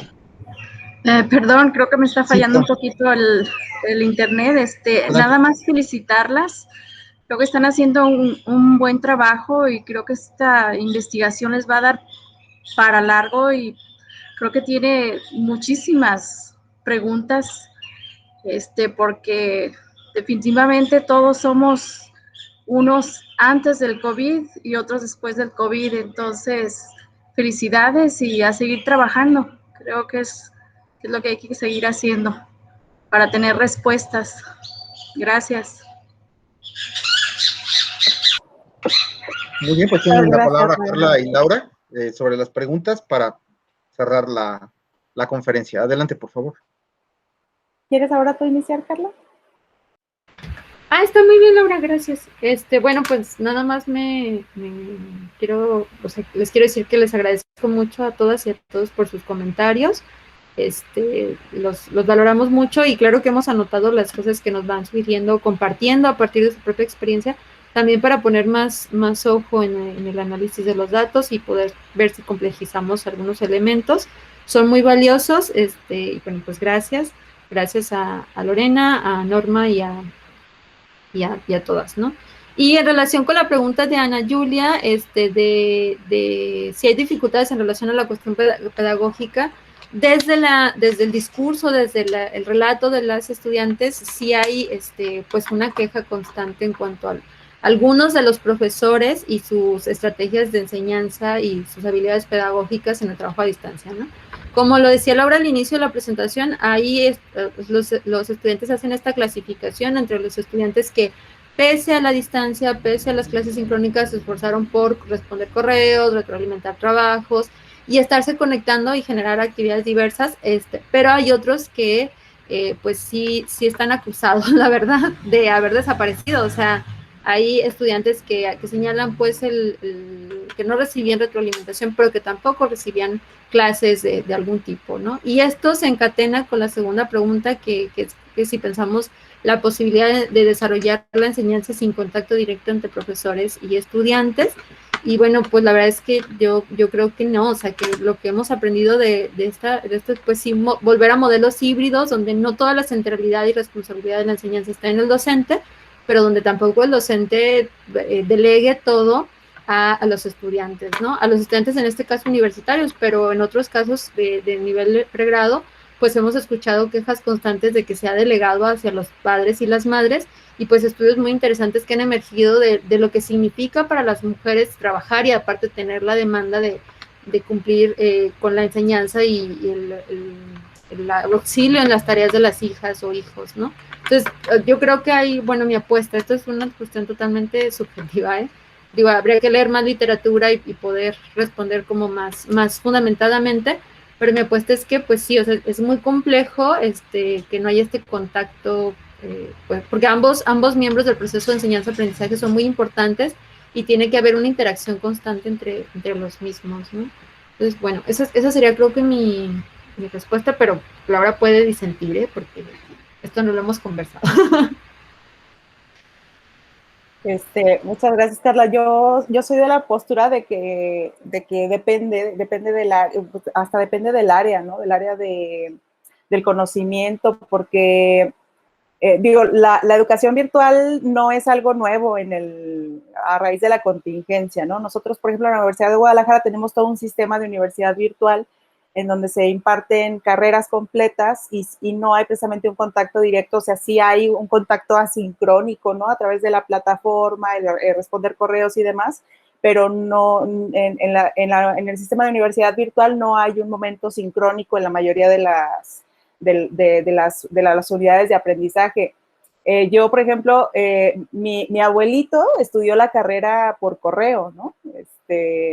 O sea, son los antecedentes de lo que ahora es la educación a distancia, pues estas carreras técnicas y que yo me atrevería a apostar que dependiendo del área pudiera ser que algunos contenidos sí pudieran realizarse sin el contacto directo, ¿no? Con una retroalimentación asincrónica y sin problema, pero yo sí veo, por ejemplo, en algunas áreas, particularmente en ciencias sociales y en psicología en particular, que sí sería o es muy, muy, muy complicado poder realizar prácticas y trabajos sin ese contacto directo de profesores y estudiantes, pero yo no vería un problema a lo mejor en ingenierías o en contaduría o en estas áreas que pues implica más un entendimiento de un proceso y llevarlo a cabo, y que puede realizarse, o sea, bueno, esa sería como mi opinión, ¿no? Y esto que mencionan a Julia me parece súper importante, ¿no? O sea, porque no es tanto el dominio de la tecnología, al menos por parte de los profesores, sino la cuestión pedagógica en línea, que eso es una cosa muy distinta. Yo me di cuenta al principio de la pandemia que según yo estaba dando la indicación muy clara y pues luego resulta que los alumnos no estaban entendiendo nada. Y entonces eso me llevó a estar replanteando cómo estaba yo dando las indicaciones, si estaba siendo lo suficientemente clara, concreta. Y eso yo creo que sí, o sea, tiene que ver con la cuestión pedagógica y de cómo dejarlo en una plataforma para que cualquier alumno pueda leerlo y entenderlo en cualquier momento, que sí es diferente a cuando tú das una indicación en clase y en el momento te hacen preguntas, ¿no? Y sus comentarios me dejan así como con esta inquietud de efectivamente dar un seguimiento a esto que nosotros hemos estado trabajando, ¿no? Y ver si a la hora del regreso a estas actividades presenciales íbamos a poder ver este modelo verdaderamente aplicado y si habría una mejoría en la incorporación de las tecnologías de la información y comunicación ya como una herramienta ahora sí que cotidiana para fortalecer las diferentes competencias, ¿no? Y a lo mejor ver diferencias también entre la familiarización con los temas y que también luego implica cuestiones administrativas, ¿no? De organización de estos primeros semestres que necesitan más un acompañamiento y una tutoría administrativa. Yo creo que son temas interesantes y que cabría explorarlos. Muchísimas gracias por sus comentarios. Muy bien, pues ya no hay más preguntas ni tampoco comentarios en el chat. Creo que podemos terminar la conferencia. Muchas gracias por su exposición, por su brillante exposición. El tema que deja también muchas preguntas, muchos desafíos para investigar. Y bueno, pues como comentó Rosalinda, que estos trabajos se puedan publicar y darles seguimiento en otras líneas de investigación.